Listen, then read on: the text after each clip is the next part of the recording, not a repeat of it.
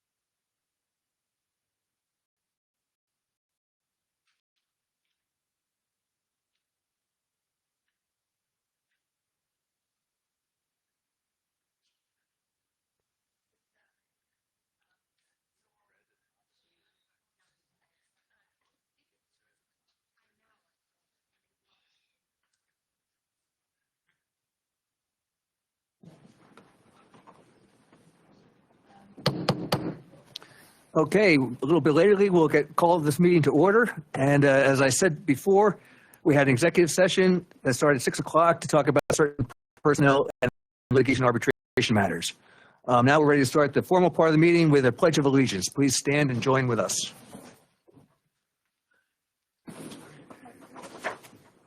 I pledge allegiance to the flag of the United States of America, to the republic for which it stands, one nation, under God, indivisible, with liberty and justice for all. Thank you. Okay, Matt, Virginia, you're going to take a roll call for us? Yes, I am. Thank you. Great. Mayor Anderson? Sure. Ms. Engelhardt? Here. Sorry, here. Mr. Lubin? Here. Mr. Manis? Here. Mrs. Murray? Here. Mr. Paul? Here. Mr. Robinson? Here. Mrs. Sherlock? Here. Our borough solicitor? Scott Holbert on behalf of Flagrant Associates. Thank you. Okay, the borough manager. All right, thank you very much. Okay, what are we doing for these? Did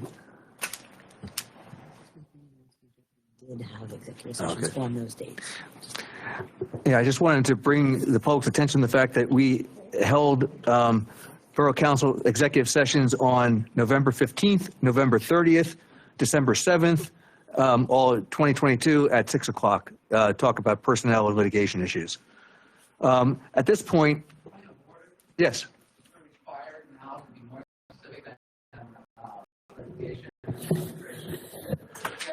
No, litigation and arbitration refer to personnel matters. They do not need to be more. The litigation matters he's speaking of are arbitration, personnel matters. We are not allowed to be more specific than that with regards to the specific personnel issues. Yeah, they are not court of common pleas litigation. It's arbitration is what the reference is there. Right. Okay, I need the public comment list. Now we're ready to start the public comment section of the meeting. Sign-up sheet. Where's Helmstetter?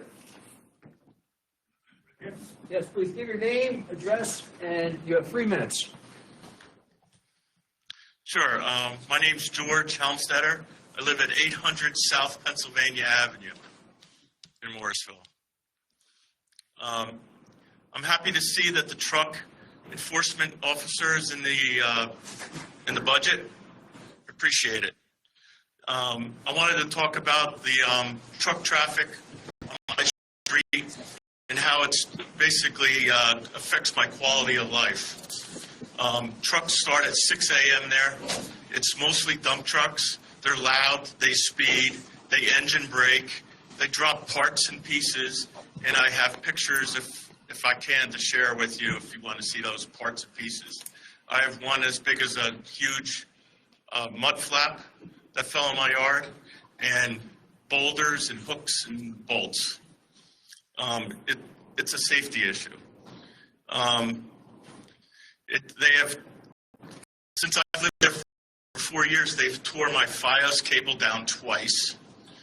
The water department is constantly on my street near my house fixing the pipes, probably from the weight of the trucks going by.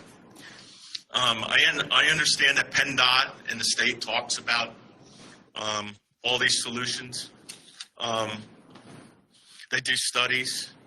I've heard lots of studies happen on this issue. They just need to stop with the studies and start acting on things, because nothing ever gets done. More than welcome to chip in and offer advice or help with the situation. The truck safety officer is a great start. It'll help with things like the truck that hit the railroad bridge this past fall, or September it was. We need to route the trucks around the neighborhood on the route that was built for them, and I would like to see anything done to get that goal satisfied. Can I hand you a bunch of pictures? You can pass them out.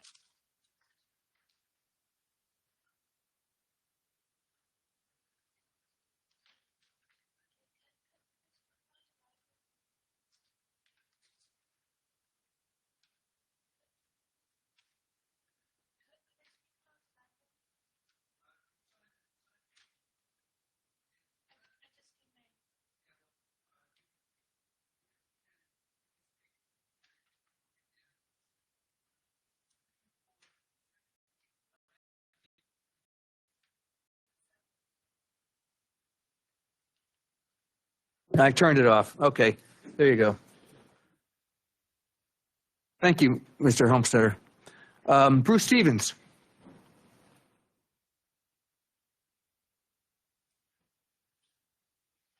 Yes, my name is Bruce Stevens. I live at 714 Crown Street. I'm the president of the Board of Trustees for the library. I'd like to, I didn't plan on the music. I'd like to raise a question about financial management. Is it turned on? Okay, Yes. can you hear me now? Where's that noise coming from? Okay. I have a question about financial management.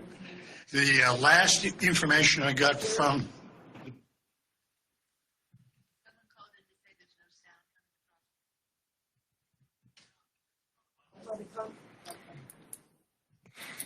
Okay. The last time I got information about the finances of the library was in October from the borough manager. And at that time, the salaries were at 77% of budget, which is pretty darn close to break even. I don't understand the statement that they are significantly over budget for the year. That's a question I'd like to have answered. Thank you. Thank you, Mr. Stevens. Diane Hughes.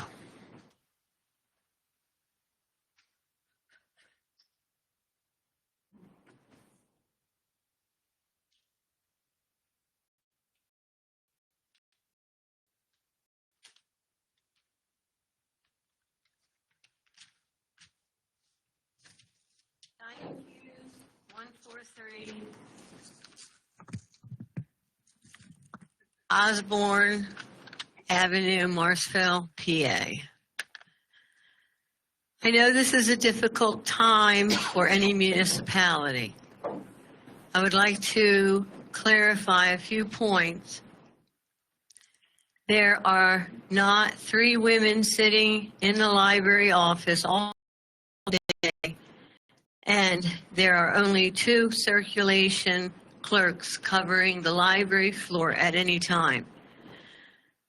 Of the 3 administrative positions, the librarian works in the office 4 days a week, except when attending meetings or other civic functions pertaining to her job. The librarian assistant works in the office 2 days and in 2023 will work in the office 1 day. The children's librarian does work some in the office. However, her majority of the time is spent in the children's library area, developing literacy outreach programs and STEM opportunities, all of which are offered freely to the community, local school systems, and daycare centers. She both schedules library visits and visits these sites herself on a weekly basis. The library is open to the public 9.5 hours a day, Monday through Thursday, and 7 hours on Saturday. The coverage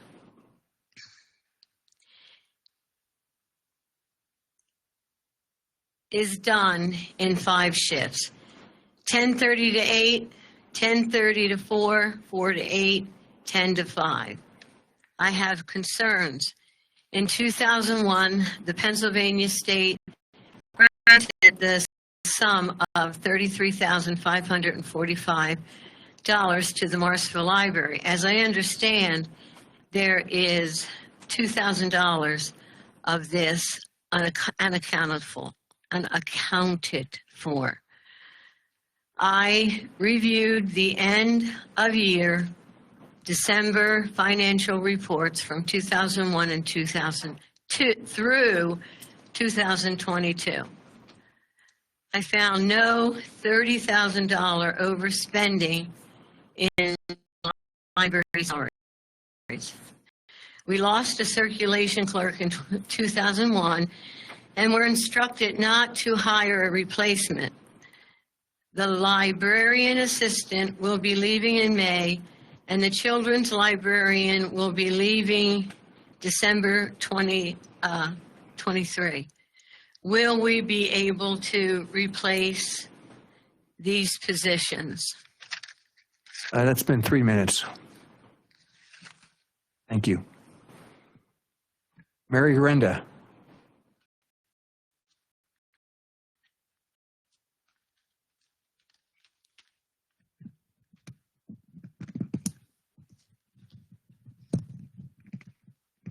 Mary Renda, Morrisville resident. Let me get my stuff. Knowing the council is about to cut the budget for the library is worrisome. The library is one of the things that makes Morrisville a good place to live. So cutting the budget and reducing accessibility, staff, etc. for such resources is avoided as much as possible. Our library is located within walking distance of most Morrisville residents and is free, so it can be used by all Morrisville residents. Its accessibility makes it a valuable resource for everyone and is key in the development of a literate and well-informed population. Having an easily accessible library is central to helping kids develop an interest in learning about their world and community that lasts a lifetime. Kids can go to the library, choose to borrow books they want or need to read, bring them back, and when they're finished, and borrow some more. It's a habit that can last a lifetime and that can lead to new interests and knowledge about the world around them. Free internet access at the library can help people who don't have the means of accessing it and can change people's lives for the better by providing a way to fill out online applications, search for information and opportunities, and do personal and educational research. These resources, plus services like kids' story hours and summer programs, adult education, and events like the seed exchange for gardeners are all important for enriching the life of our community. Under-resourcing the library would be unacceptable. Thank you. Thank you. Don Rice.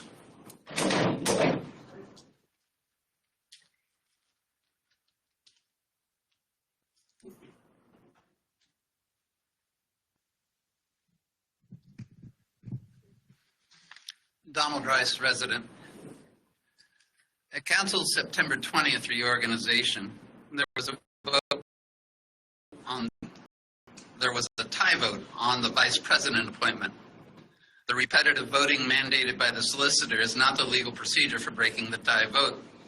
Title 8 of the PA Code states in Chapter 10, Subchapter A, Section 1003D, if a tie or split vote occurs at any meeting when the mayor is not in attendance, the matter shall be tabled to a special meeting to be held within not less than 5 days or more than 10 days as set by the president of council.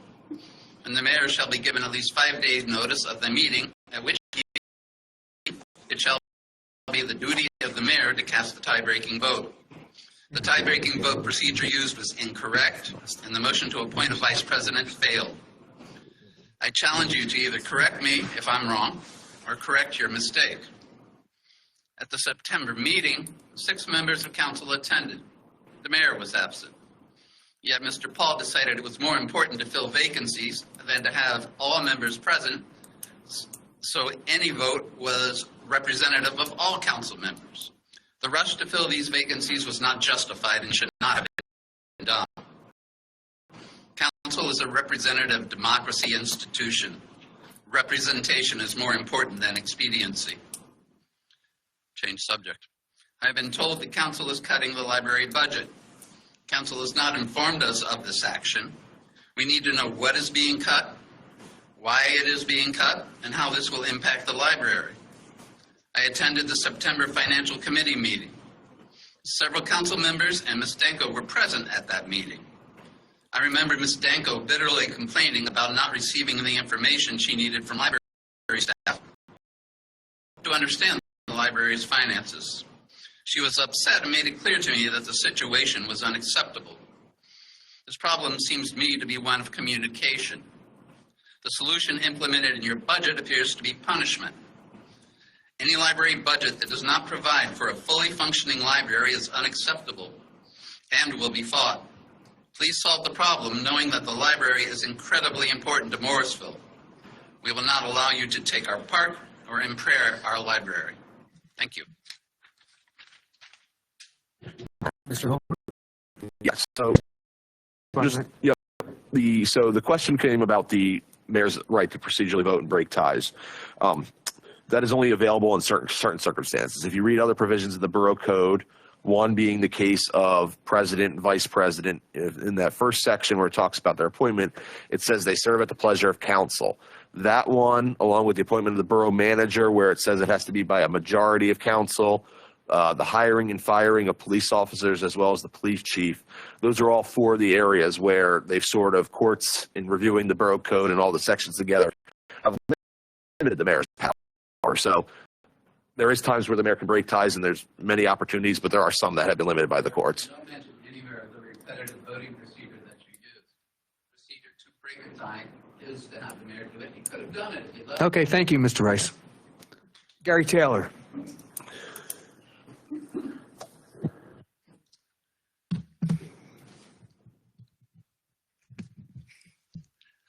Gary Taylor, 405 Hamilton Boulevard.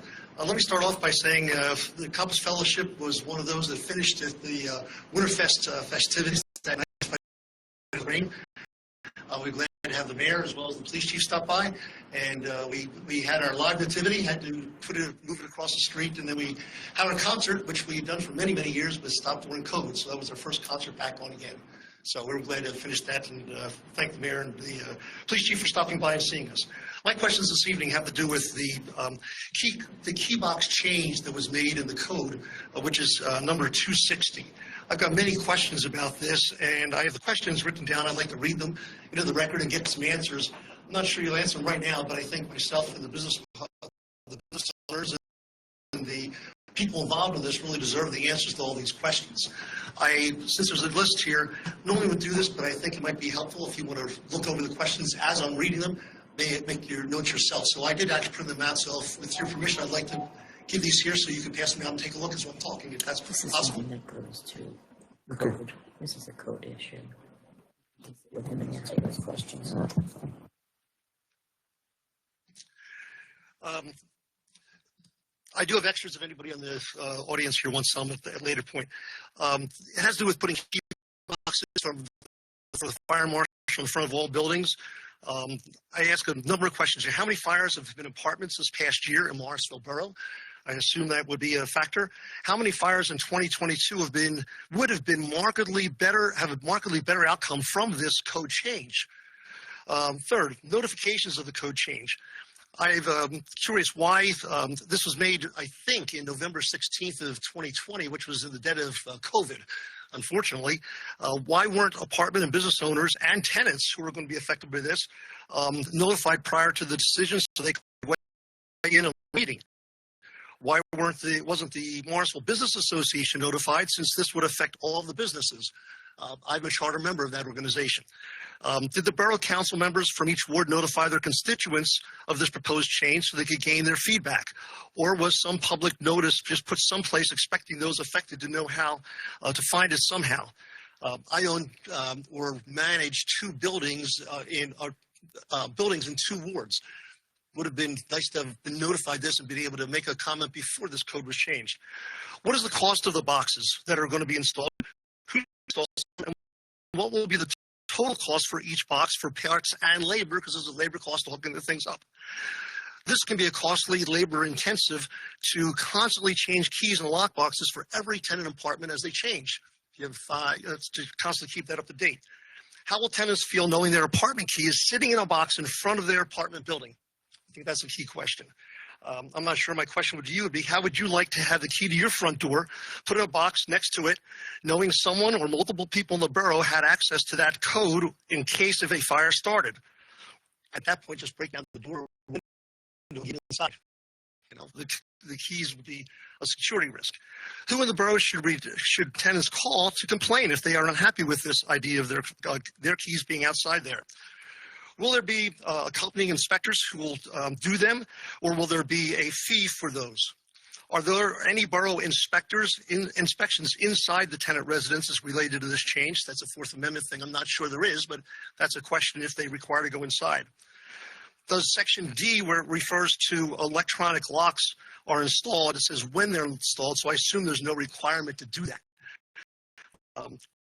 Will there be a litigation costs to the borough when these boxes are misused or a business is vandalized during closing hours during this using this entry method? And then a couple security questions to close up here. How will each box be opened? A key or a code from some sort? Secondly, will each apartment and commercial building in the borough have a different code or a different key? Who will make sure the code to each apartment is not able to be hacked on the internet, where the keys are secured? And if the keys are secured to these boxes, of which will be many throughout the borough, let's say all have the same exact key, where will it be secured? 3, what would prevent a person from prying the box off the wall and opening with a hammer to obtain the keys to the building and the private apartments inside? 4th, Section B mentions if the key is tamper switch.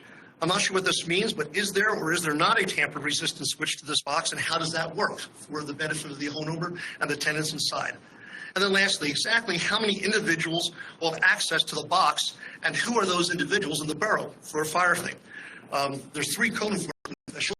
Will there be one there, so every code enforcement officer has access? Will the firehouse have access? I assume the fire marshal, but then he probably has an assistant. Yeah.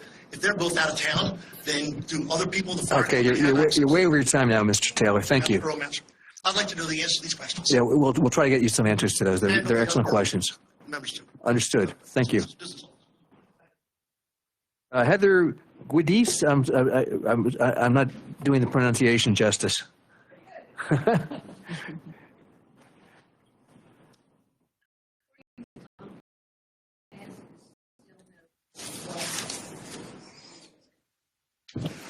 Yes, Comcast, we've been having problems with Comcast for several months now. Comcast is monitoring the meetings as we speak. I've been texting back and forth with John in the box, and we have been working with them to diligently find out what our issues are. So thank you. You will be able to watch the movie once it is transferred to YouTube. The sound will be there. Unfortunately, We've been dealing with this issue with Comcast, and we're trying to get it rectified. But thank you. Hello, everybody. My name is Heather Gadisi. I am a resident of Lower Makefield Township. I'm here tonight in support of the library. I'm one of the founding members of the Bucks County Seed Chair. My founding partner could not be here today, so I'm here to represent both of us and in support of Diane Hughes and her staff. The Bucks County Seed Chair launched this February on a cold, rainy night. We had 100 people at the library that evening. The line was out the door, and it was full of cheer and gardeners, all who were there to share seeds, talk about how their gardens thrived, and experience the breadth of the Seed Chair and all that it has to offer. We offer a variety of herbs, vegetables, fruits, and Pennsylvania native plants for all residents to take part in. It's free, and folks are welcome to come and visit the library at any point during the library's hours. The staff has been so welcoming, and I really thank Diane for hosting us there. It's been a wonderful experience, and we found that people are visiting every day and taking seeds, and we have discussion groups that people are sharing. It's a community, and folks are excited to talk about their garden, what they're growing, to give seeds back. We do accept donations of seeds so that we can continue the joy of the gardening throughout the season. Right now, we are actually packing seeds and are planning on being at the library once again. It would be so great to have the library accessible to residents and community members. We've had folks visit as far as Doylestown to come and access the library. Folks from Lower Makefield and Newtown have also visited, and we've really seen some growth in access to the library with folks visiting because they're excited about the program. I'm really excited to be here, and thank you very much for listening. I know Diane has been wonderful, and I hope you guys do the right thing and make sure that she has the funding that she needs. Thanks. Thank you very much. Deborah Shmileski? Hi, that's me, Deborah Shimileski. Can you hear me? Yep. Okay. I'm 853 Highland Avenue, and I'm here to talk about the library also. I think Morrisville can't afford to reduce any funding to the library. I think our library is one good thing that we have for all our citizens here, and I think we should, and I think we should even allot more money to fund the library and more programs to keep it to keep our people interested and engaged and encourage lifelong learning and literacy, especially for the kids and with the problems of the school and all that. I mean, we want to keep people literate in Morrisville. We should be proud of the library. I use it regularly, and it's a much needed service and keeps us in touch and on par with the rest of Bucks County. I can't imagine if we didn't even have a library. I mean, if they start cutting funds and cutting positions, I could just see it more and more sooner or later just not even being there. So please do not decrease funding. Thanks. Thank you. Kathy Panzita.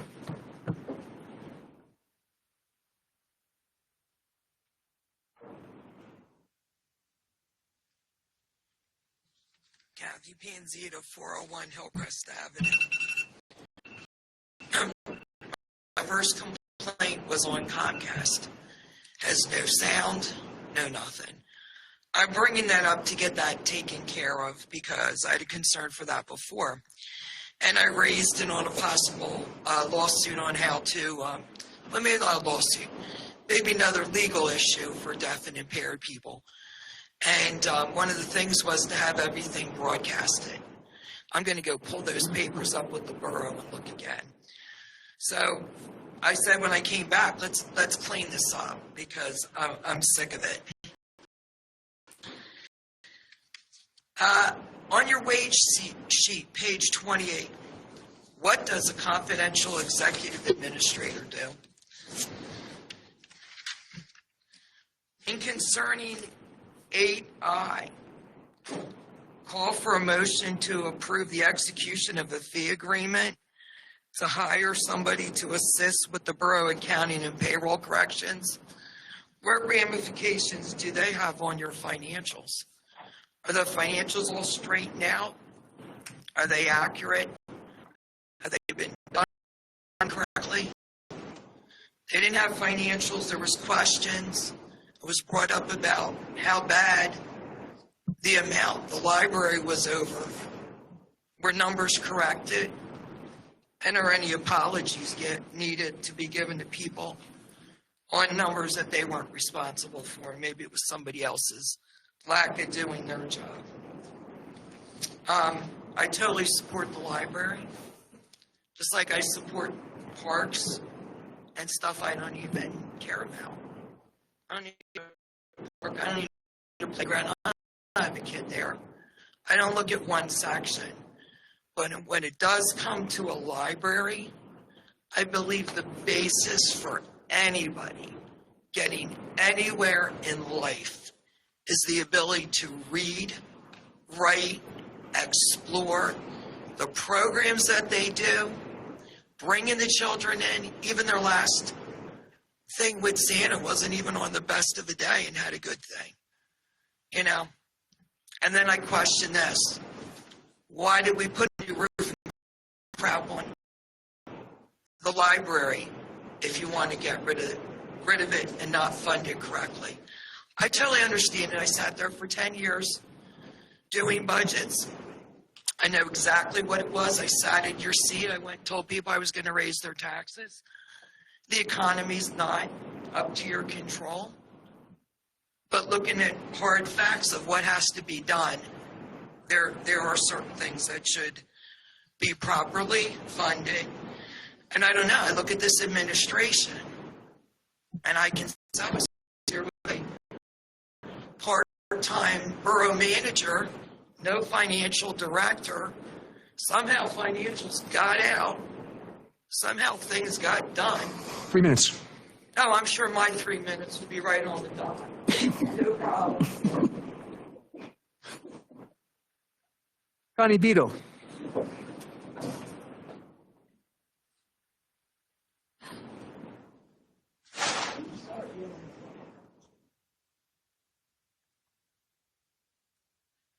Good evening.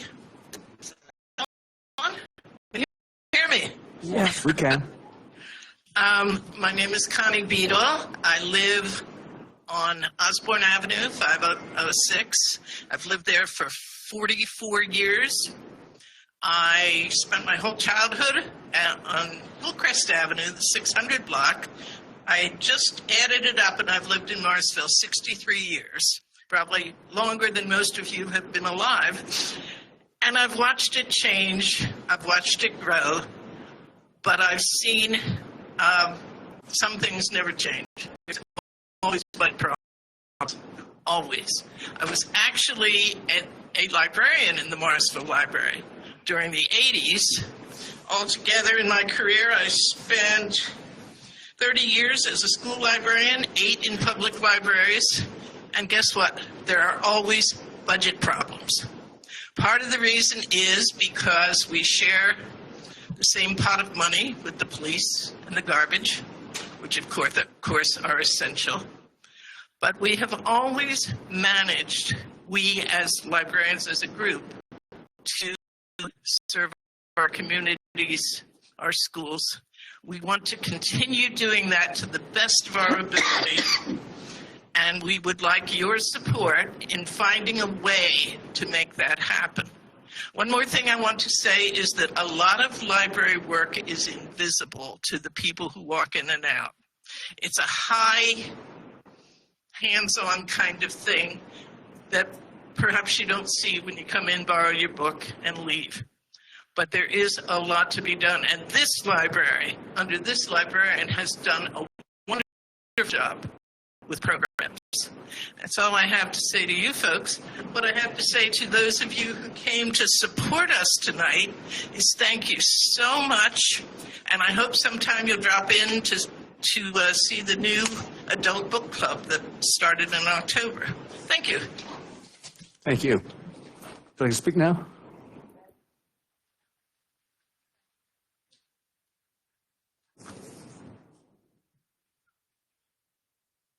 Hi, my name is Patty Sims. This is my daughter, Emily Savrin. We live at 4 412 Osborne Avenue. We've lived there about 4 years. Before that, ironically, I lived in Morrisville Borough and was on council there. So I kind of know some of the frustrations with balancing budgets and stuff. But I'm also a clinical social worker.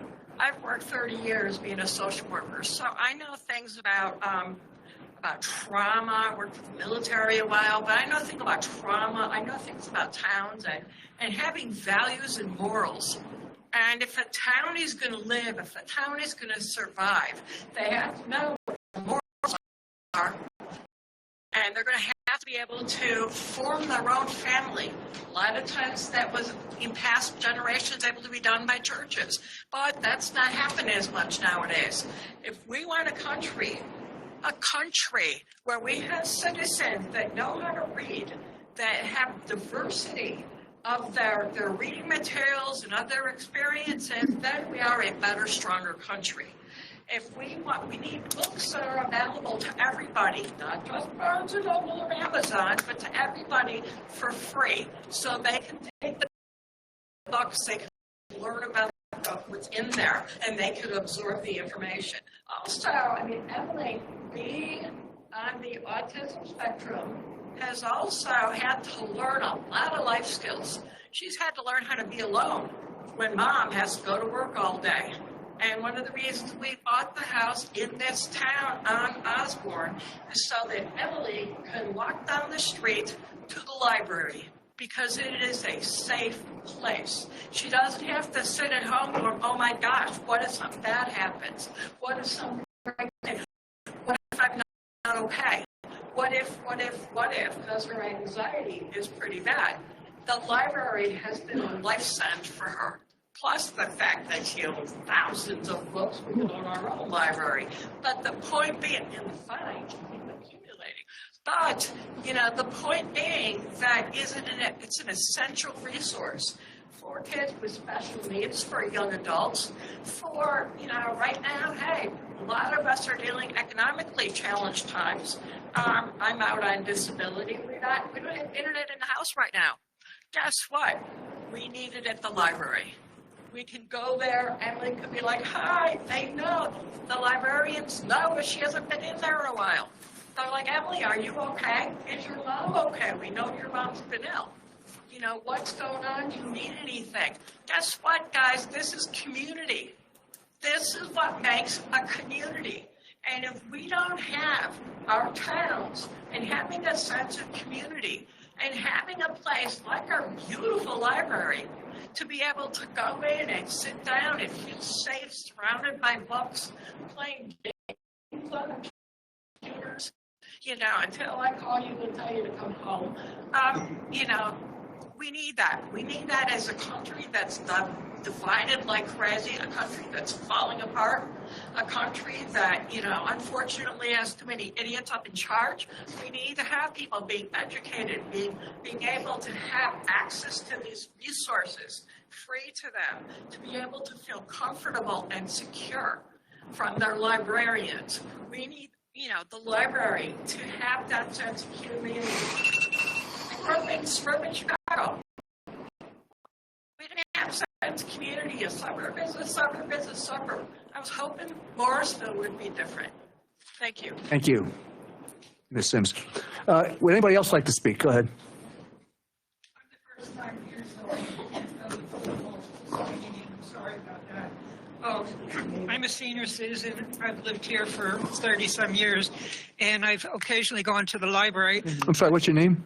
I'm sorry, Christine Jansen. I live on West Palmer. Thank you. After my husband died in 2005, I found the need to do something with my mind, and I found a library, and I have read and read and read. Here's my list so far this year.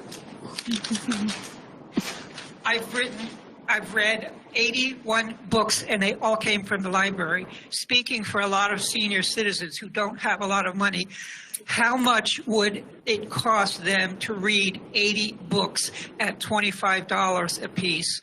I really hope that you support the library because it is a vital part of our community. Thank you. Thank you.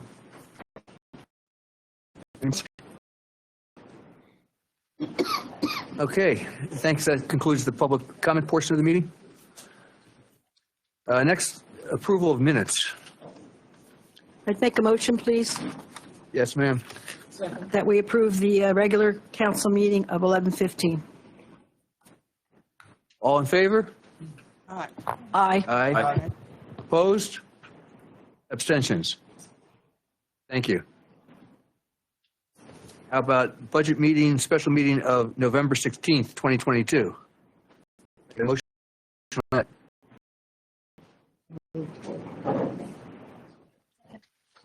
Second. All in favor? Aye. Aye. Opposed? Abstentions? Thank you. And then I think the only other one we have is the budget meeting, special meeting of December 7th, 2022. Can I get a motion on that? So moved. Second. Okay. All in favor? Aye. Aye. Opposed? Abstentions? Who did the first? Mr. Paul, excuse me. Yes, ma'am. Sorry. Could I have confirmation on who made the motion and who was the second for the last item? I made the motion. Carlisa Murray. Thank you. And second? And a second? Correct. Okay, thank you very much. And we don't have any other minutes at this point, No, that's correct? fine. Okay. Now moving on to finance and treasurer's report. No treasurer, so no treasurer's report. Oh, it's in here. Any questions on the treasurer's report? Comments? Okay. Could I get a motion to approve the bill list and pay bills? So moved. All in favor? Aye. Opposed? Abstentions? Mr. Paul, Yes, Ms. Sherlock. can I just make a comment that the bills that we paid this month were $318,581.32. Okay. Moving on to reports. The mayor's report. Mr. Mayor. Thank you. Okay, I'll be real quick. We have a lot to go over tonight, so I'd like to be respectful of council's time. But I do want to, excuse me, give out some quick thank yous. Thank you to everyone who participated in Winterfest, the Compass Fellowship.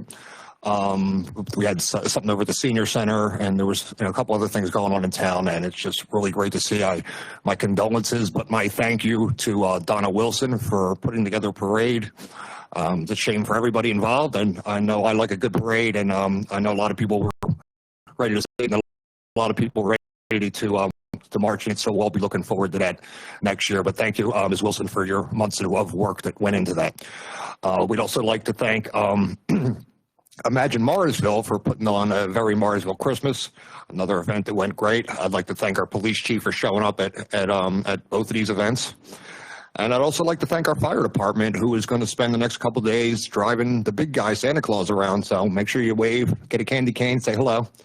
And lastly, I just want to thank everybody here. We got a lot of people out here to comment on things they're passionate about. We've seen this before, the police, other issues. I'd like to see it every month. I'd like to see people here every month telling us elected officials what is on their minds. I want to confirm that I got a lot of emails from some people who were here and many who weren't, phone calls, even neighbors stopping who walked by to talk about some of the issues that are being discussed here tonight. And I know I'm certain everyone else up here did as well. So I just want to thank you for everybody for being involved. I mean, commenting on social media is nice and it's a good way to spread the word, but dealing with your elected officials directly is how you get things done. So I appreciate everybody's time. Thank you. Thank you. The police chief's report. Chief McClay. Good evening, Council. Over last month, the Pennsylvania State Police did their like 2 or 3 year audit of our JNet and Clear system. We did very well. 2 recommendations that are in the 2 directives tonight that you have that they have upgraded. One was the missing person directive, and the other one is the clean and JNet directive. When you get there, if you have any questions, I'll be happy to answer them. DCC CCD grant that I put in for a few months ago has started being distributed. Philadelphia got $50 million. Several departments in Bucks County did get money. They are not done yet. In March, there will be another meeting, and they will be distributing more money. All the departments I did speak to who did get money got exactly what they asked for. So it seems that they are giving all the money away. We put in for over $200,000. I believe that we're going to get most of that. That's just a brief. There were several departments in and around Bucks County who also got the same letter that in March they'll be meeting again. And I confirmed that with our commissioner, that will be happening. The RDA casino grant, I was happy to see that they did approve our $133,000 for 2 complete new police vehicles for our patrol. That is basically the first time we've been able to get that. And Diane Marsaglia helped me tremendously to do that. So I have to thank her for supporting Morrisville. So at that point, we have 3 brand new police vehicles for patrol. We should be good now for 3 years. We won't be coming back for any money for police vehicles, except for the police chief's vehicle. That is going to have to be replaced. So with that being said, I will be selling 3 of the vehicles that we have, which will raise a significant amount of money over the next couple of months, as soon as we get those other vehicles in. So that'll raise a significant amount of money to maybe go towards that chief's vehicle. So the chief's vehicle then can replace the other unmarked vehicle that we have, because those miles are getting high on both of those. But having 3 brand new police vehicles that we didn't pay a dime for, we did pretty well. So with that being said, any questions? Thank you. Thank you. The Borough Manager's Report, Ms. Danko. Thank you, Council President. I, too, would like to thank everyone who showed up this evening and all of your items of concern and so forth. And I'd like to make a couple of statements that may help. To my understanding, closing the library is not something that is talked about or on an agenda at this time.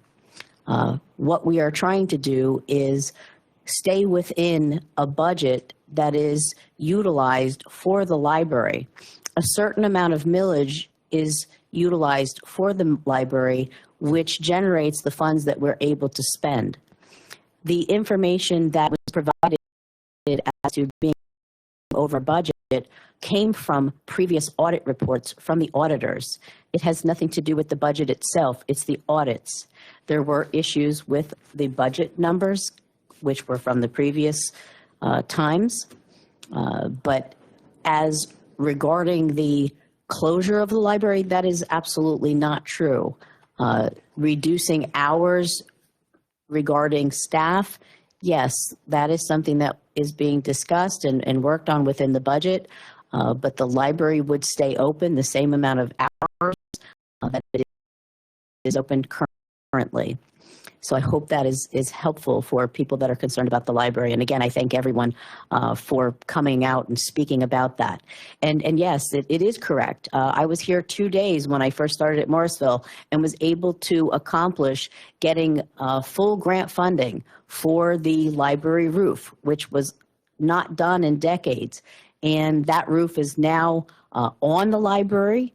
And it's a very positive aspect of the library, and I'm proud to say that my administration accomplished that, and I'm again very proud to say that. Moving from the library, we do still have the Bridge Street project that we're still continuing to work on.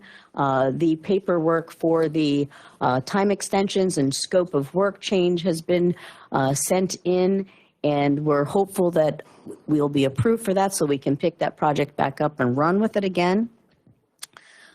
Some of the other items that are on my report, I would ask council if anyone has any questions regarding my report.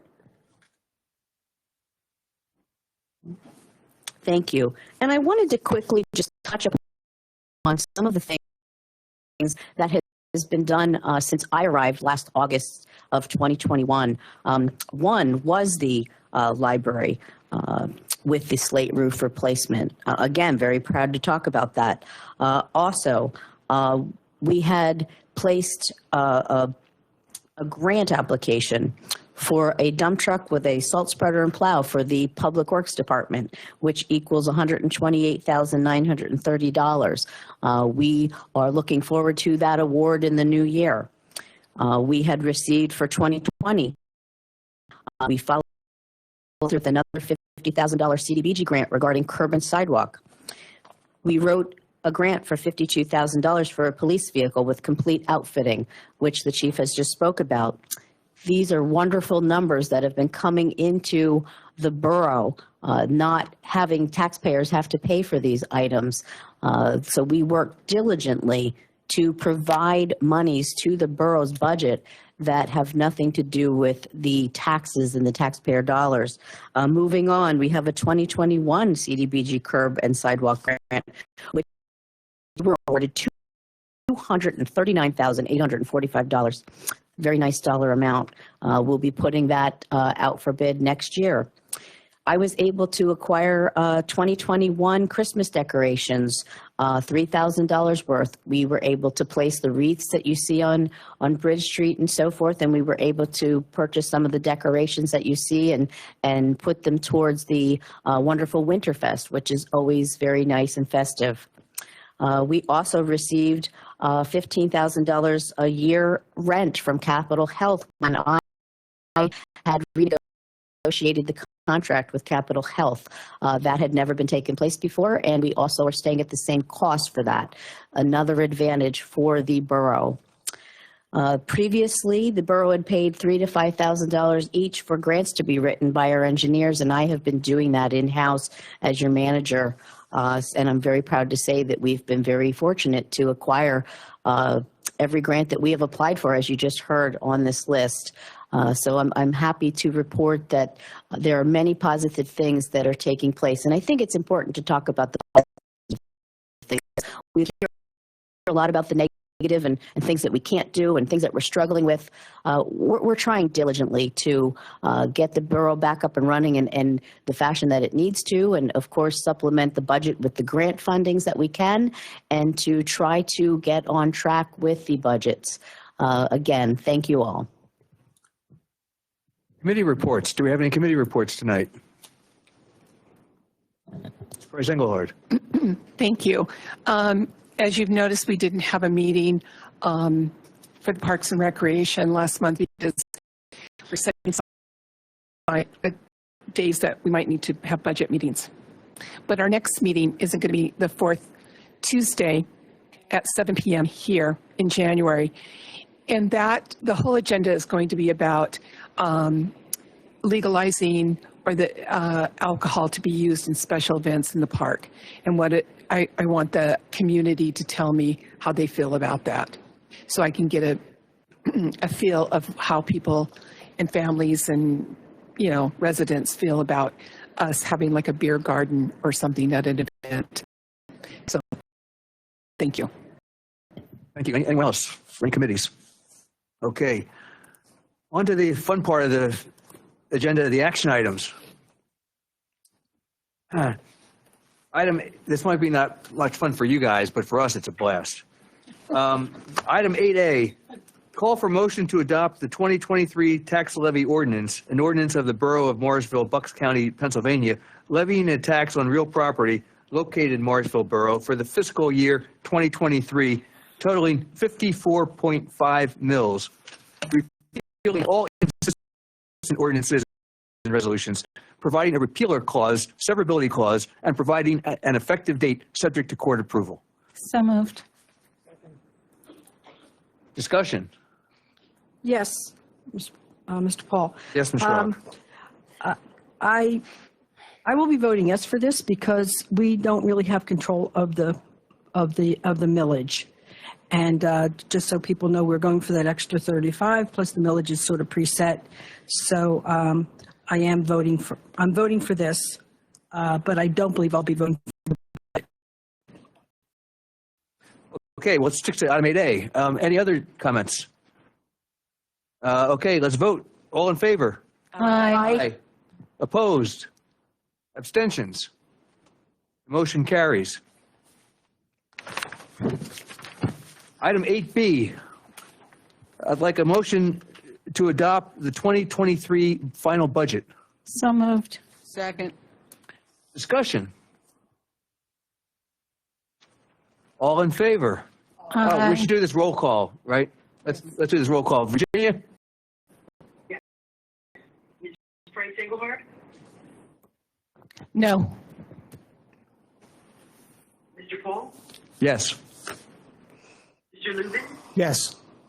Mr. Manis, Yes. Mrs. Murray, Yes. Mr. Lovell, Yes. Mr. Robinson, Yes. and Mrs. Sherlock. No. Okay, thank you. Motion carries 6-2. Item 8C. Call for a motion to adopt Resolution 2022, fill in the number, authorizing the borough solicitor to petition the Bucks County Court of Common Pleas to levy a general fund millage rate of 35 mils. So moved. Second. Discussion. Should we get a roll call or do we do voice vote on this? Do voice if we. All in favor? Aye. Aye. Opposed? Abstentions? Okay, motion carries. Item 8D, call for a motion to adopt a resolution of Morrisville Borough establishing a 2023 fee schedule for the application and review of subdivision and land development applications and for the application and review of building and zoning permit applications and other borough fees. So moved. Discussion. Yes, there were some changes. I realize that Ms. Danko said that we did get the same rate for Barry I set this year, but there are a number of fees that have changed, so the public should know that the fees have gone up. The amount of money that we spend hourly for Barry Isett and Company, I negotiated, it has not increased. Although fees for inspection are an in and out cost.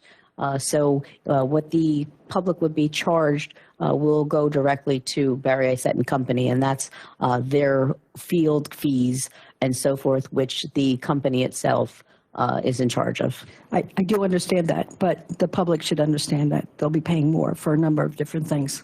Thank you. The last sentence of that, review of buildings, zoning permit applications, and other borough fees, would the non-user trash bill, can that fall under reviewable? I mentioned that in the budget meeting last week. It's also in there, yes.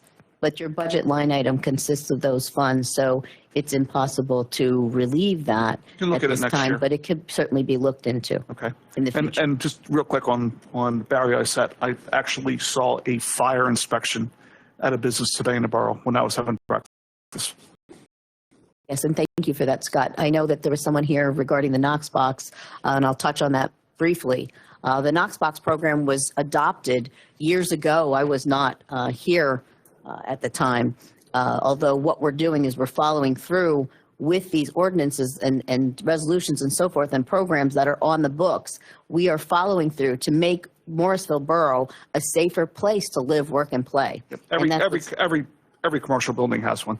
And 13D what would prevent a person from prying the box off the wall and opening it with a hammer to the building? What if you just break into the building? Like, why would you go through all that to get the key? You could just break into the building. It's a liability issue for the borough if we were to do that. Mr. Paul? Thank you. Yes, Ms. Sherlock. On page 17, actually, 17 is, on page 17 is the fee that Scott's mentioning. But the non-user certification, the fee, it's $30. Is that not, isn't that correct? I'm sorry, the non-user fee is $25. Is that residential? That is the Owners and operators of commercial and industrial establishments shall pay an annual registration fee of $25 per ordinance 848 dated August 13th, 1991. So it's only $25 a year. It went up since 1991, though. Maybe it was 25 then. It's 88 now, I believe. Can we confirm that? Because it's still listed as 25 in the fee schedule.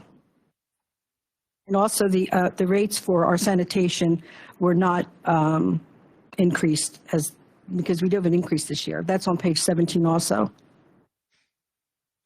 In the new fee schedule, those rates were all increased to the current amount. So we provided 2 fee schedules. One was this current year, and one is for next year. Yes, I have 2022s in front of me, and then I made they're the ones I had from last year, and made and looked through it for the rates for this year. It said last year we paid $403 for solid waste, and I thought that with the new increase it's $425. And you're right, commercial, I'm sorry, the non-users, it's $93. And this is my problem with the non-user. I don't know if I was clear enough at the budget meeting because I called in that on the phone. There's a business person in the borough, okay? And we need to be nice to our businesses because they are what keeps our borough running. He went above and beyond his responsibility. He is paying considerably more than he has to. He doesn't have to pay what he's paying to have his garbage. He could pay less than that and line it up on the street, probably from the red light at Delmar up to the red light at Pennsylvania Avenue every day at garbage day. He could do that instead of contracting with another company and having a dumpster provided and having a dumpster in the back of the building. And then if he could line his garbage up on the street, then what happens one week when the garbage doesn't get picked up? Because there are problems in this borough with people getting their trash picked up. He doesn't have to worry about he does not put one bag of trash in front of his business on Bridge Street. He wants to make Bridge Street better. He doesn't believe that people walking up and down, shopping, exercising, whatever on Bridge Street should be tripping over garbage bags. And he pays a lot of taxes, he pays a lot of money in insurance, and he pays a lot of money for garbage removal. And it's not the money. He can afford the user fee. I agree with him.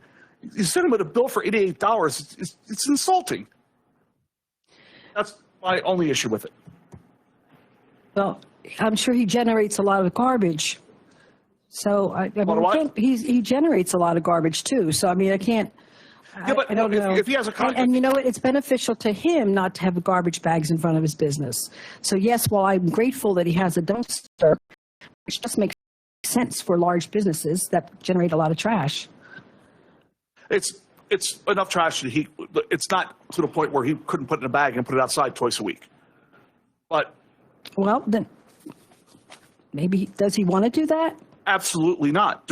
I would not encourage anyone. I would hope everybody on Bridge Street went and got a dumpster like he did and put the garbage in the back so people wouldn't see it. Whatever. It would be people nice. come over the bridge already see enough trash and weeds. They don't see any more trash.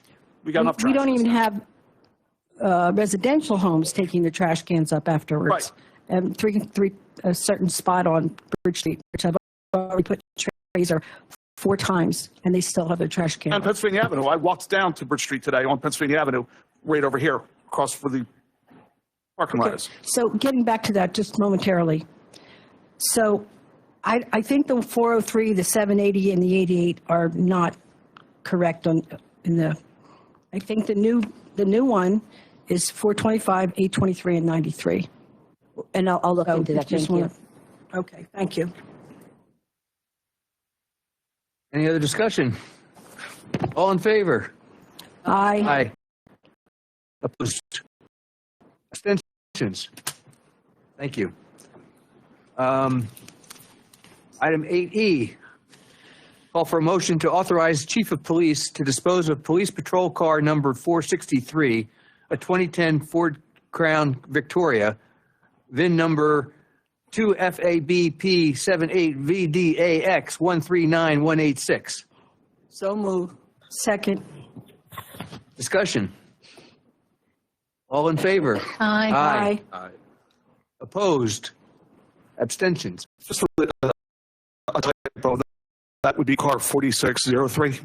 Chief?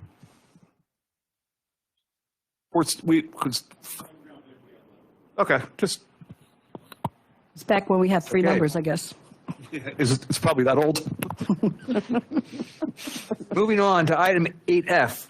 I'd like a call for a motion to approve the adoption of an ordinance of Morrisville Borough, Bucks County, Commonwealth of Pennsylvania, electing to amend its police pension plan administered by the Pennsylvania Municipal Retirement System, excuse me, pursuant to Article 4 of the Pennsylvania Municipal Retirement Law, agreeing to be bound by all provisions of the Pennsylvania Municipal Retirement Law as amended and as applicable to member municipalities. So moved.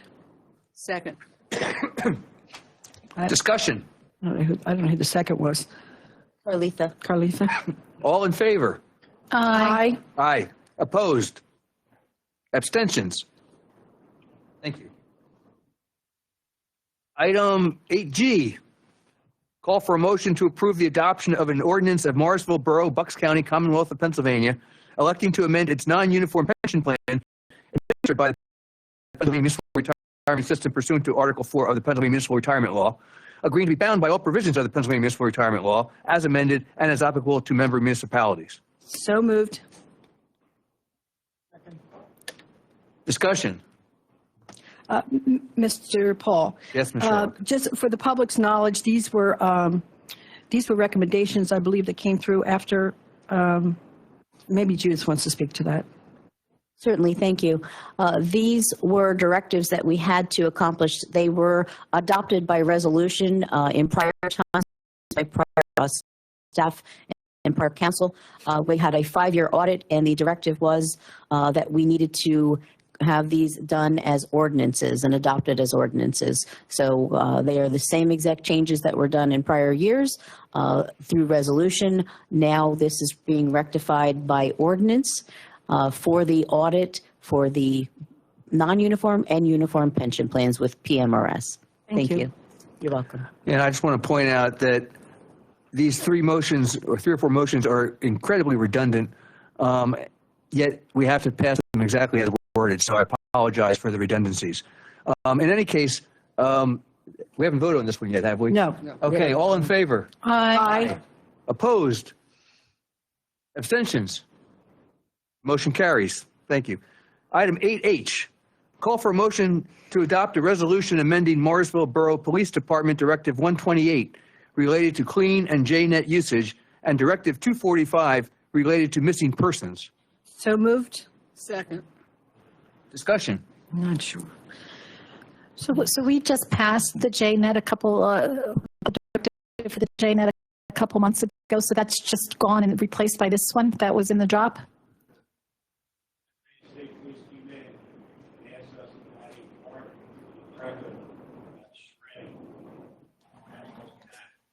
Okay.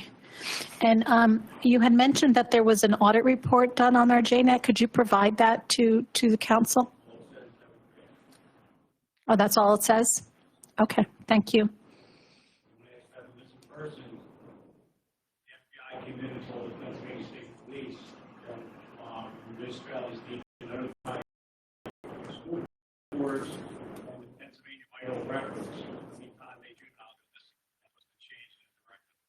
Okay.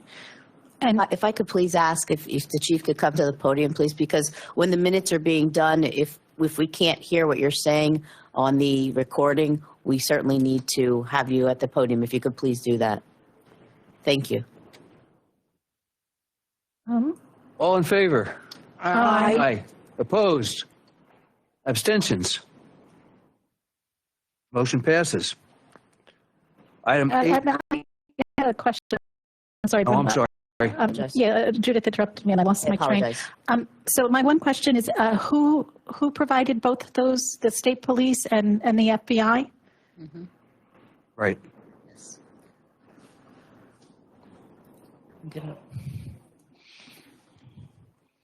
Only because our attorney did not review them, and I just want to make sure where they're coming from. No, your attorney did it. Oh, in the thing it said that they didn't have to. He had asked them for not to be reviewed, but they were. So our attorneys reviewed them? Not these attorneys, Chris Gerber. Chris Gerber. Okay, fine. Then I'm good.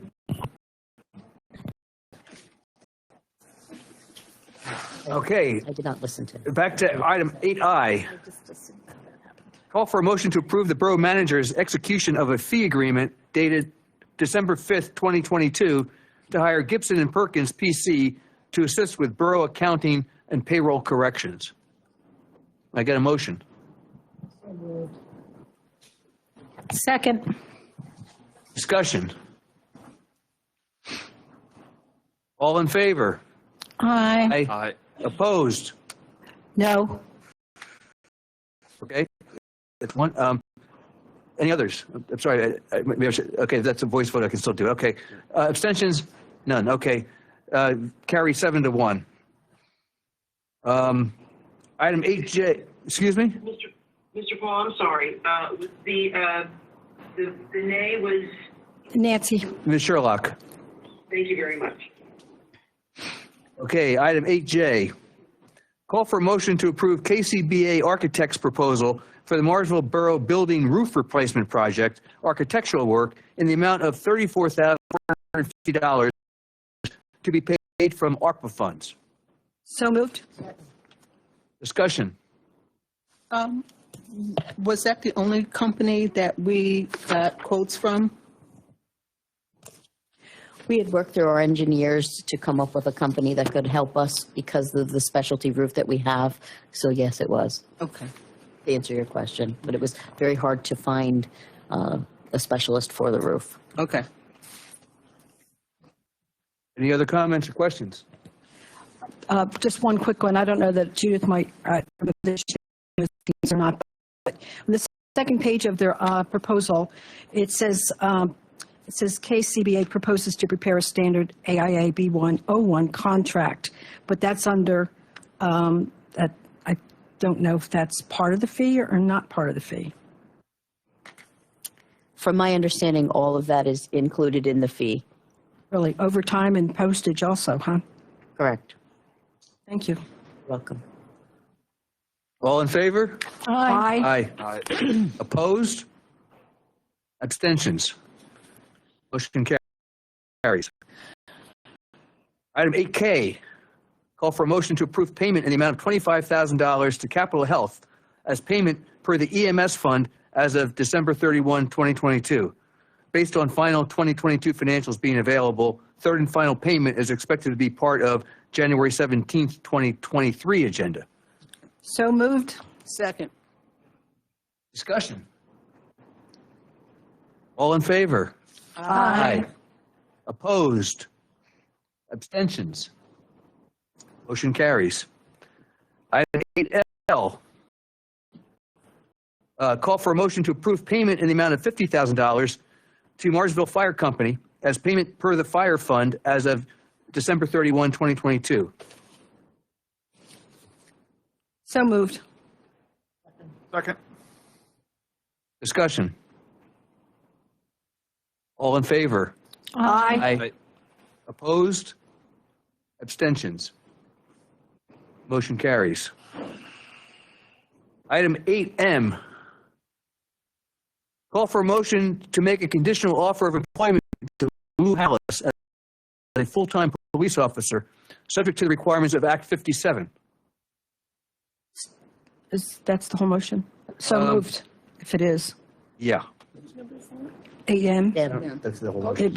It was altered. This has been Altered, right. revised by Scott. Yeah. Can you read it one more time Yes. for me, please? Call for a motion to make a conditional offer of employment to Lou Hallis as a full-time police officer, subject to the requirements of Act 57. Okay. I stand by with my, okay. So moved. Moved and seconded? Well, I said so moved. I just asked for it to read again. And then Andrew said yes. Okay. Second. Discussion. This will be, like, the focus of this is for truck enforcement, correct, Chief? The officer we're hiring tonight is going to be heavy with the truck enforcement that residents are calling and clamoring for, correct?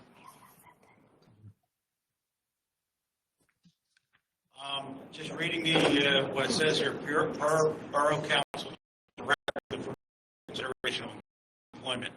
I don't know what that means. But when you say that, my only problem is that I'm now down 2 officers. So I don't have 6 of my 8 officers working, so I can't even cover the street now. So I don't know how I'm going to do that too. So I don't know what the council's directive is and whether that is taking away from the consideration that the mayor runs day-to-day operations. So I'm not really sure how that plays out, to be 100% honest with you. And I don't know if you want to direct me on how to cover the streets with 6 guys that when I'm down 2, it's kind of tough. And Chief, in the last budget meeting, I believe that we all discussed that it would take this person a while to get fully trained and would be working in that position as started, correct?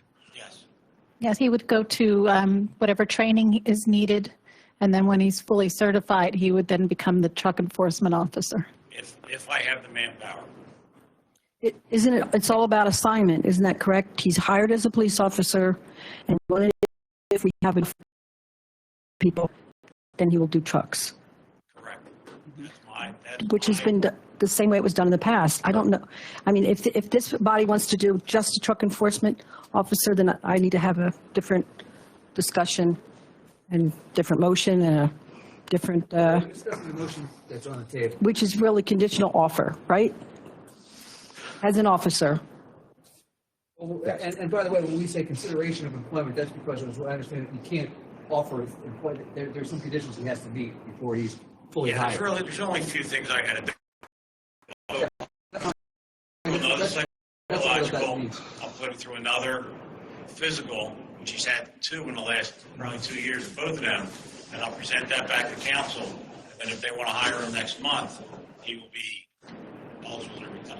eligible to be hired. Or unless you're making that conditional employment, that as soon as he finishes these other assignments as being the physical and the psychological, that he can be hired right away. That's the latter. That's exactly what we're talking about. Okay. January 1st. Yeah. As of January That way 1st. We don't have to wait for another meeting, and you can be ready to go first of the year. Close all the paperwork per Act 57 as of January 1st per the budget is how we would follow through. I can make that happen. Thank you. And thank you, everybody here, and anyone who watches these meetings every month knows that this is something I've discussed every month is our manpower and our public safety, and it's something that we'll continue to talk about every month. We all want a full-time truck officer, and we all want a fully staffed police force, and we're getting there. We just, we hit some bumps in the road. You can't account for everything that happens, but that's why we need, 1 more officer is great, but we need more so when things happen that we're prepared. Not we're jumping through hoops. So I just want to thank everybody here for all their hard work, all the continued talks. I know. I'm saying I'm thanking you for just discussing it all year. I've been discussing this with you guys for different scenarios. Well, I also just want to say this was put into the budget as a truck enforcement officer, and I understand that you have some problems right now, and that's fine if this person fills in, but eventually this person will be the truck enforcement officer. If I remember, go ahead. I'm telling council, we had the discussion and we had the budget meetings and everyone on council approved, and now suddenly. Well, we also had the discussion that we were going to leave it to the chief to run his department, that we wanted this officer to be doing truck enforcement, that we need truck enforcement, but that ultimately it's going to be the chief who's going to run his, pick who is on duty at what time and what they're doing. And we need to cover truck enforcement within that, but we're not here telling him that he's going to make this guy 100% truck enforcement, as I understand it, and I think that's consistent with what we've done in the past. I do have a quick question. My understanding also is because it's not in the it's not an official title, that in order to title him only as truck enforcement, that's a whole nother ballgame, is it not? That would be something for your solicitor to really look at. When we did an SRO, we advertised for an SRO with specific requirements. Now, if you're going to do that for a truck enforcement officer, then you have to make a specific title for him and then advertise for that title, and then give him a specific job requirement along with requirements.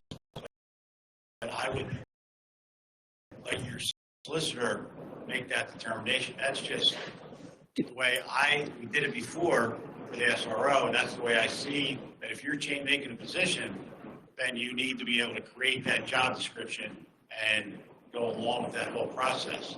But I would leave that to your borough solicitor. Chief, did we have that for Bo Luna?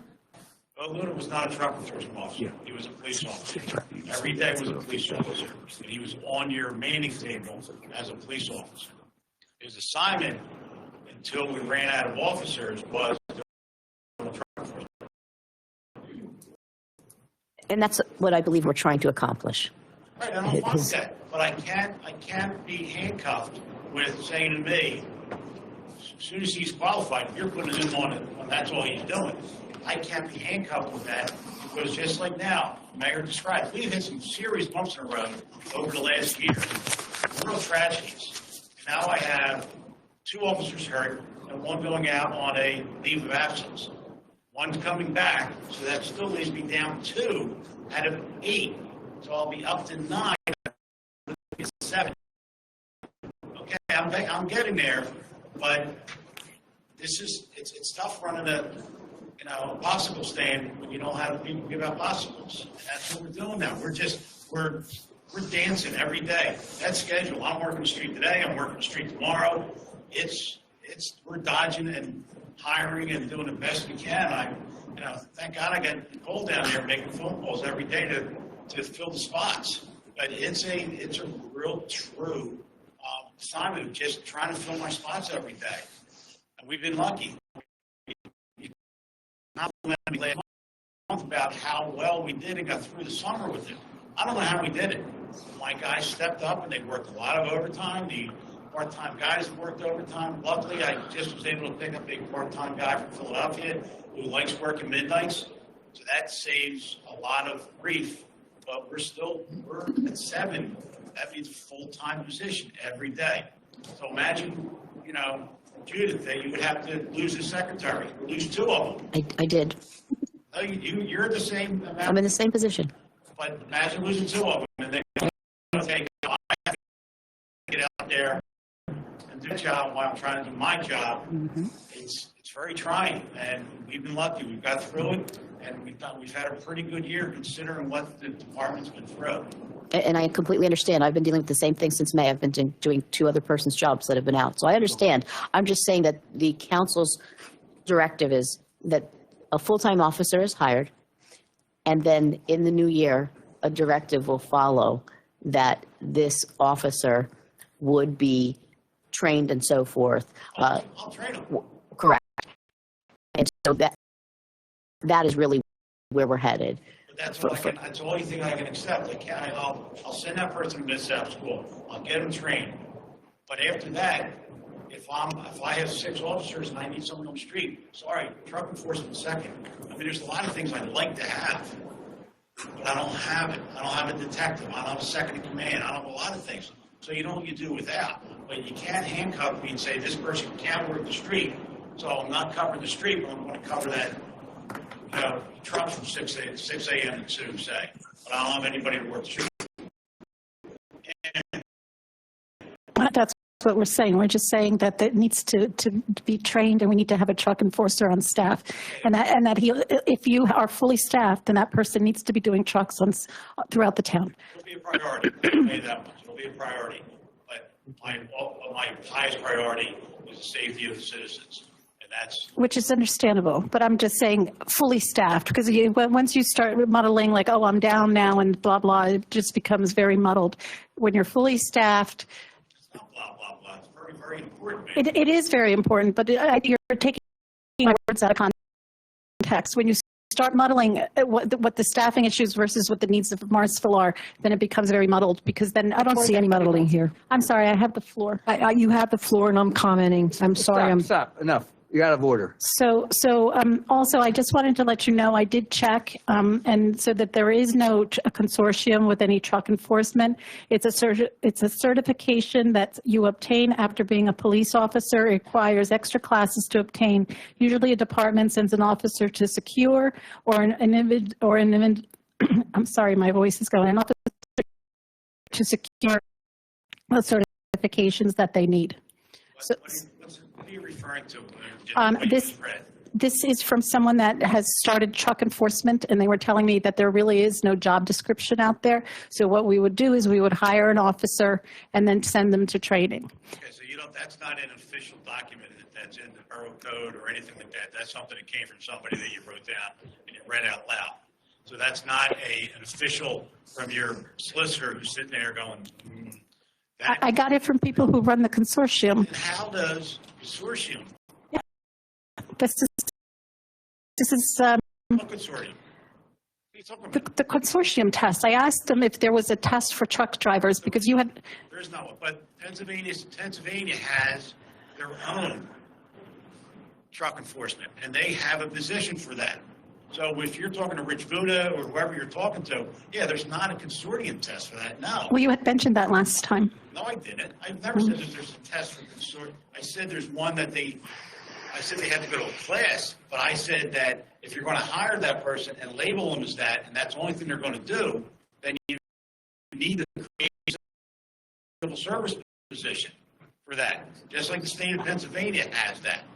So there are positions. And the same thing, and again, I spoke of what we did with the school resource officer. We went through, we had to do a whole civil service position for that.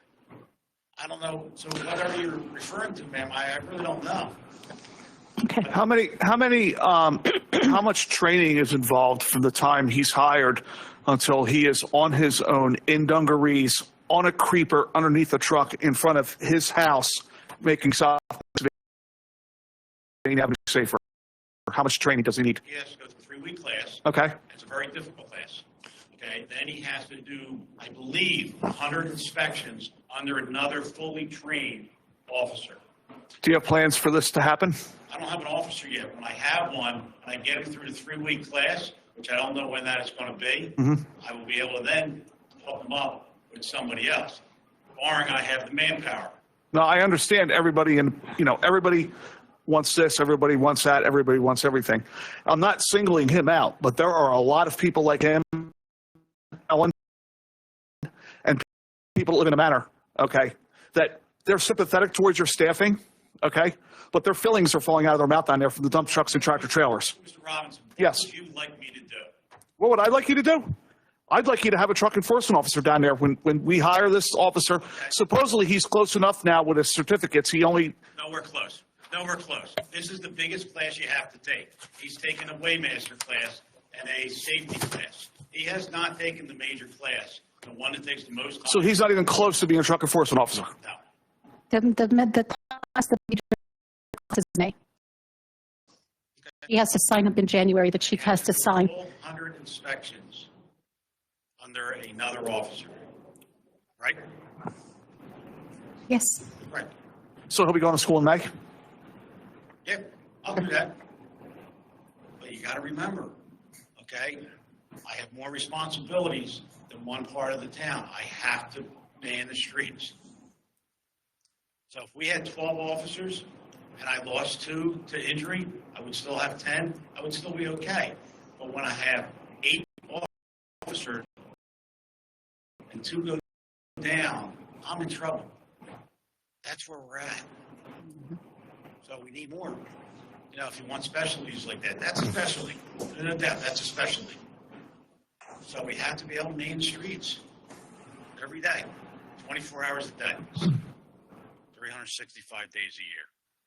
So, any other questions? Sure, I cut you off. I'm sorry. You have anything else? You had every right to cut me off. I did butt in, but I'm really the conversation. Talk about the chief muddling his words.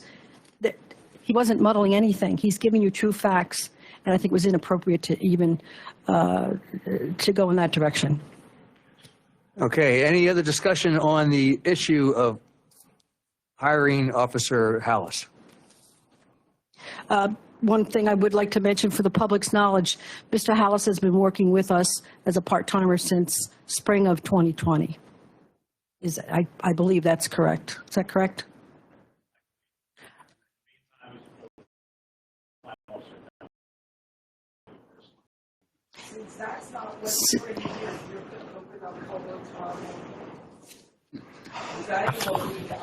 No, there's a mention of hiring an officer. We just had to name the specific officer and rewrite the motion so it's legally acceptable.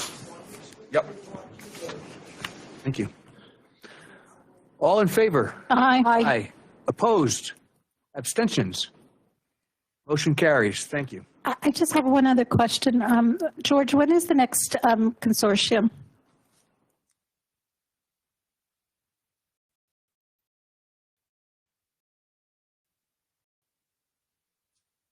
Right now, last thing Rich Buda told us was sometime in March. He has not started the advertising yet.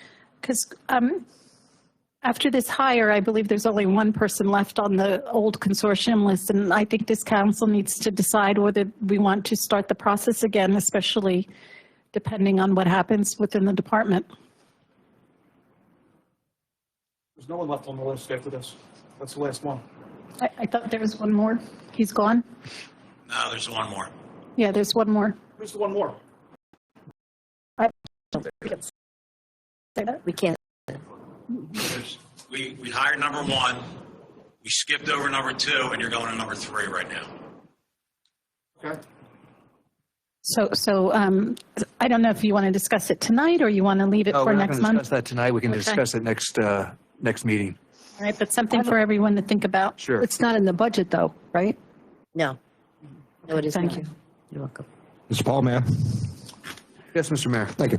As I was starting to say real quick before, I'm thankful because we have had these discussions every month since I took office in January, and it's of the utmost importance to me and everybody here. So obviously these conversations are going to continue. I'm real happy about this vote. Thank you so much. And I'd like if anybody wants to come out next month in January to publicly support this and speak here, and I would welcome that. So thank you, everybody. Okay.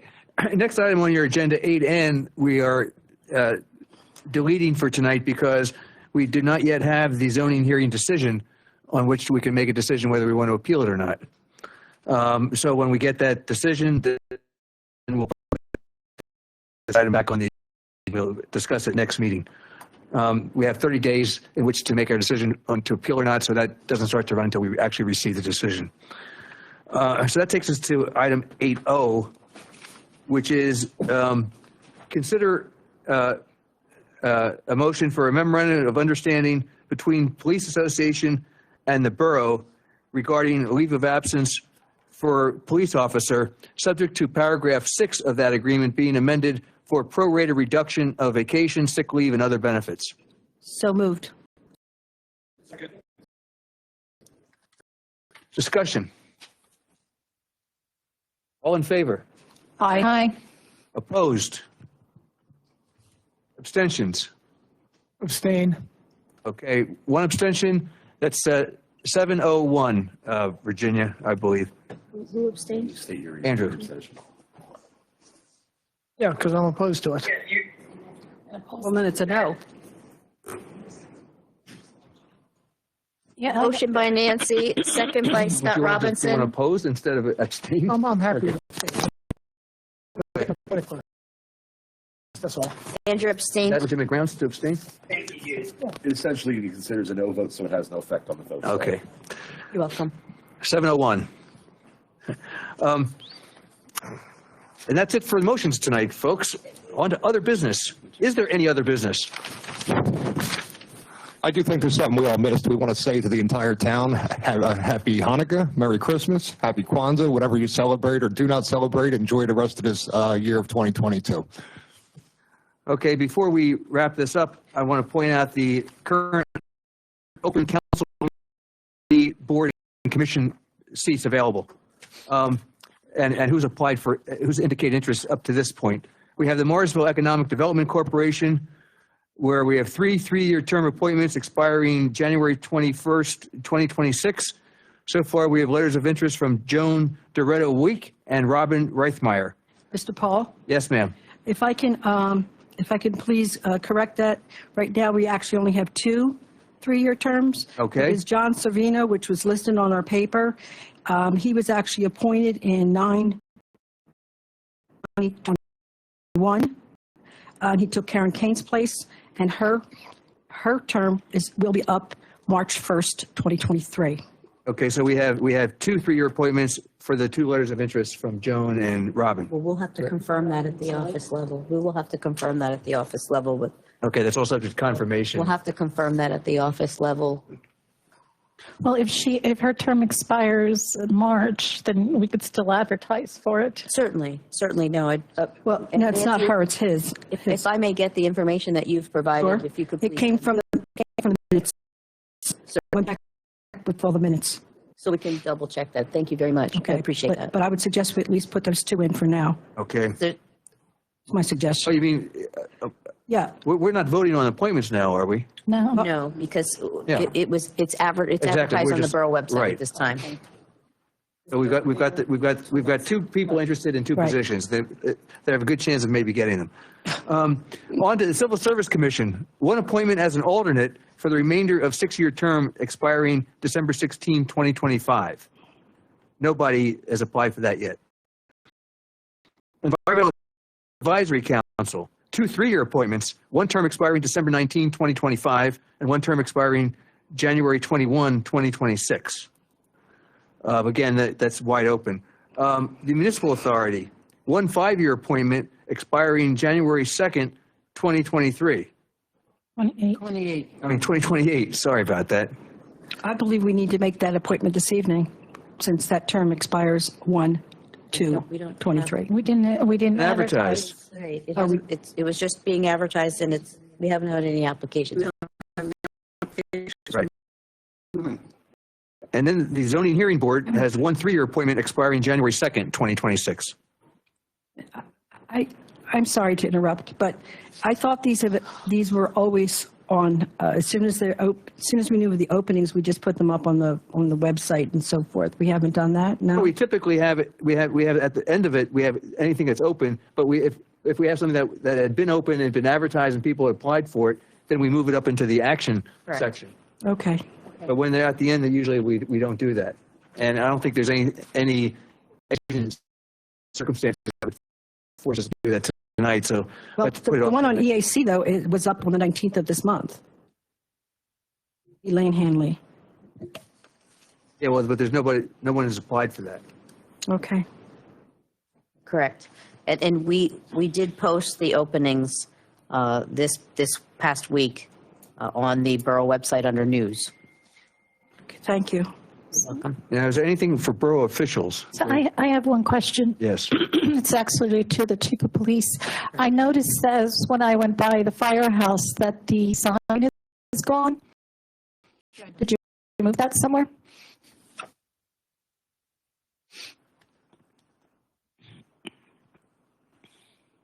Sign is in the corner of the parking lot here. Did something happen, or is it dead, or? Oh, well, because it was discussed. I've had people here discuss about they wanted it moved, and the new fire chief coming in said he's okay with moving it.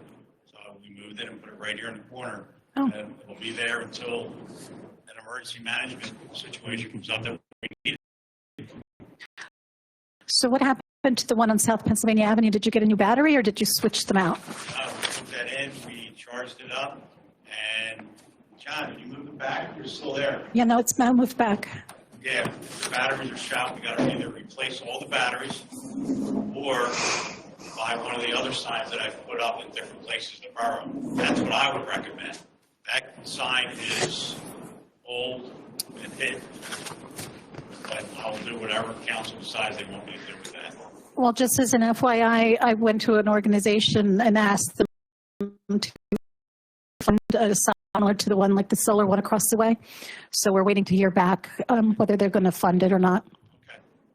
Okay. I guess they're going through their budget season too. You can get that money, that will go right up on that. There's a telephone pole right there. Right. Go right up and, Okay. Well, don't spend any money on batteries till we hear. that's why we try to charge it again, and it's not. Okay.